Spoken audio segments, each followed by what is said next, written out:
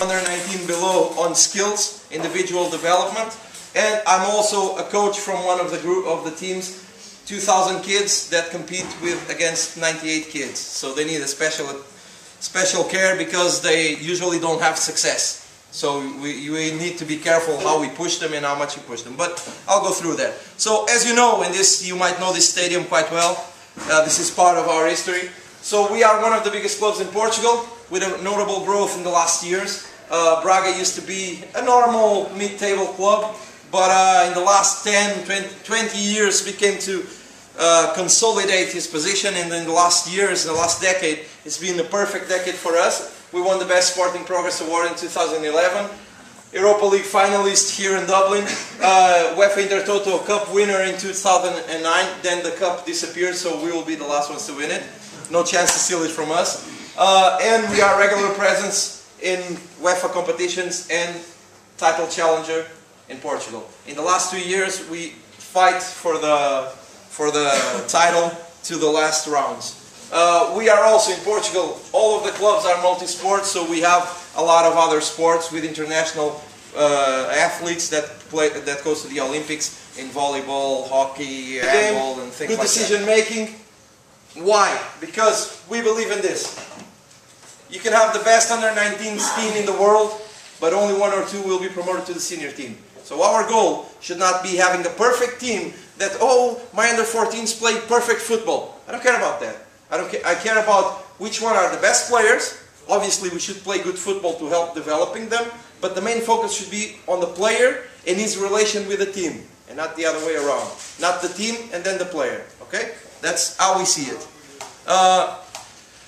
Also, the reason why I'm telling you all this, because I want you to think a little bit more about what you are going to see in the practical session, okay? I want you to think why we do it this way. So how? Through a clear vision, we created this youth program with similar training methods, player strategies at every age group. So basically we try to create an optimization of the selection process, the development process, the evaluation process, and the other departments that I'm going through now. So in terms of the selection, we have scouts working in our region. We don't do national coverage in terms of scouting until under 15s.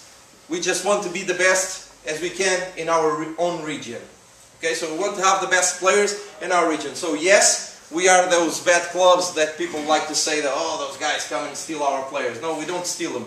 We create a better environment for them to reach the top. And if they reach the top, the club that started will also get refunded about that if he ever reach professional. Okay? But we try to do it as soon as possible. For us, it's not successful to get a kid on under 17 and say, oh, we developed them. No, we try to pick them as soon as possible so that they grow up with our mentality, with our ideas. So we like to have more, we created more coverage, which means attending more games, having more people work with us to see the kids. Then, more specifications. What do I mean with this? Not just, oh, this kid is good. Why is he good? He looks at the kid, he thinks the kid is good because of this. He looks at a kid, he thinks because... We decided for them to search 3 specific things. Quite general, but speed, technique, and the way he relates. When I mean technique, it's the way he relates with the ball. Elegance, let's talk about elegance, okay? And aggressiveness. He needs to be aggressive. If he's just like a relaxed kid, we don't want him. We don't want him. If he only has one of these 3, if he has these 3 things, oh, we are going to chase him and look at him a little bit better. If he only has one, he needs to be top at that one thing. So we try to develop the other things while he's with us. Okay. And also more demand, which is this. It's not just like, oh, this kid is tall. I don't care about the size. This is a sentence that I said and I'm proud that I invented, so I'm going to say it. The only size that I care is the size of their ambition, period.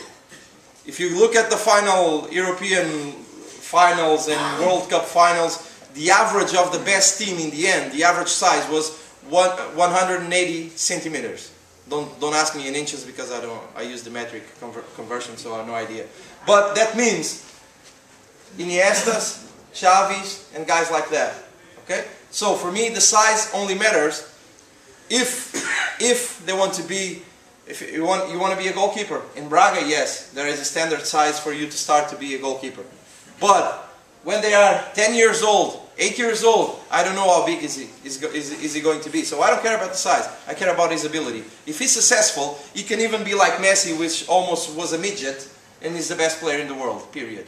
So, but we are still searching for these big guys that don't even know how to run. So what our main mistake as coaches is, you search for athletes and then try to teach them football. We do it the other way around. We search for football players, then if they become athletes, perfect. Okay?